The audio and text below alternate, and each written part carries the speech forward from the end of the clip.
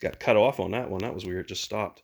Anyhow, been sitting in his garage for 10 to 15 years, and he wasn't doing anything with it, or under his steps, not his garage.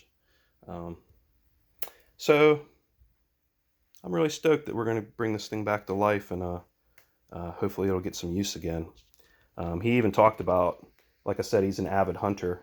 So he even talked about potentially taking up to like a hunting cabin kind of place that he has and using it to kind of putt around out there a little bit, you know. But also I wanted to mention, when I first got this, I went to kick it over, and this didn't feel like it was attached to anything, and it was not turning the motor at all, because usually you can hear it kind of go boom, boom, boom, like boom, boom, you know, like kind of hear the compression when you're kicking over a bike like this. It just didn't feel like it was attached to anything. So we got down here and we took this whole cover off.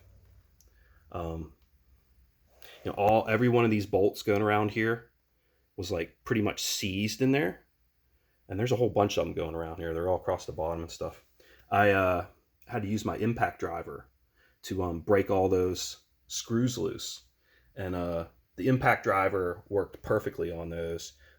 Cracked it with a hammer, it spun them. So really, really cool tool.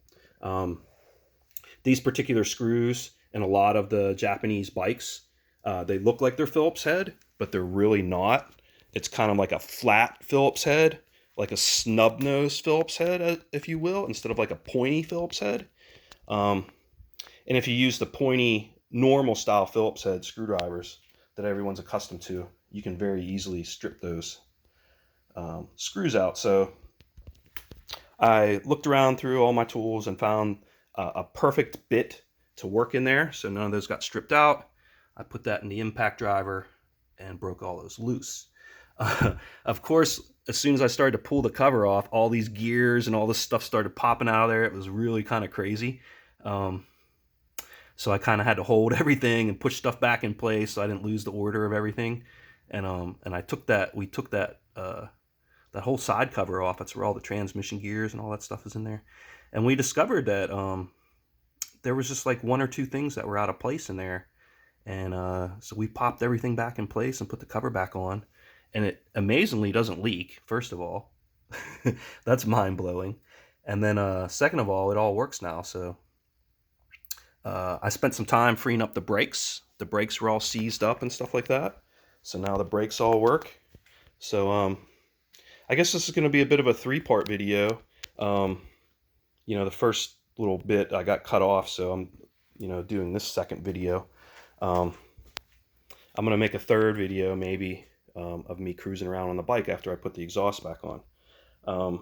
I've got a friend who he's always telling me that I make these videos, but it never really shows me doing the work. You know, so I don't know. He doesn't seem that thrilled about that it doesn't actually show me doing the work. But it's I don't know how to say it any better than it's difficult with one person, and I don't want these videos to look like total garbage. So I'm just trying to make them look okay, and also when you work on stuff, especially me, I'm no master mechanic. I'm decent, but when I work on things, I can get frustrated very quickly. Maybe that would be entertaining to everybody, but it would be embarrassing to me maybe to get frustrated so quick on something that should be simple. But also with mechanics, even the simplest of things ultimately can take a good amount of time if you're doing it properly. You know, so I might make a video of me doing some work, but I don't know how receptive everybody would be of that. I would think it would be very boring because, again, I'm no master mechanic. I'm probably not going to do anything quickly. This exhaust, I'll probably literally take on and off like at least 2 to 3 times just to make sure that everything is fitting like absolutely perfectly and everything, and that it'll be good to go. That's just the way I like to do things. I'm like overly, I just kind of over mechanic and over engineer everything that I can.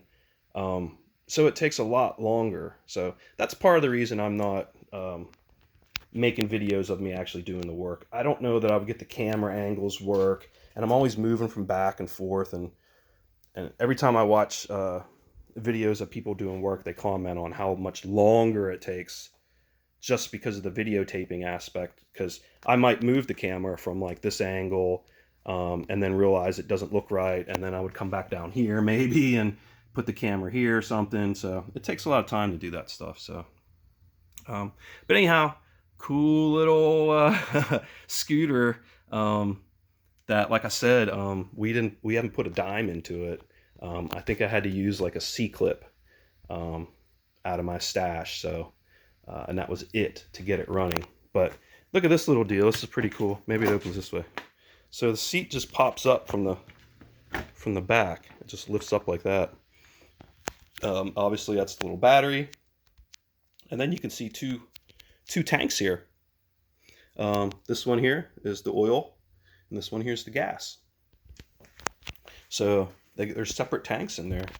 I think this, well, I'm going to leave that alone. But that lifts up, and then you can see that there's two separate tanks. The oil one actually has a little window that'll tell you if you're getting low and that you can refill it. And then they both come down to some kind of little module down here that kind of like does the mixing aspect and sends it into the thing. So carburetor.